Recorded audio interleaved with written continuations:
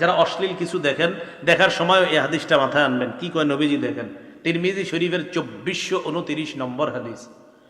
নবীজি বলেন, আতাদরুনা মা আখবারুহা, তোমরা কি জানো জমিনের বৃত্তান্ত কি, জমিন কি বলে দিবে? সাহাবীরা বললেন, আল্লাহ আর তার নবী ভালো জানেন। নবীজি বললেন, ফাইন্না আখবারাহা আন তাশহাদা আলা কুল্লি আবদিন ওয়া আমাতিন বিমা আমিলা আলা যহরিহা আন তাকুলা আমিলা কাযা ওয়া কাযা ইয়াউমা কাযা ওয়া কাযা।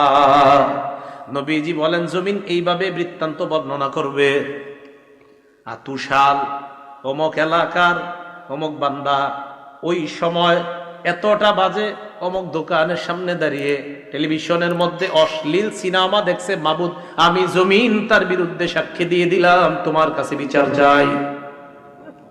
সময়, স্থান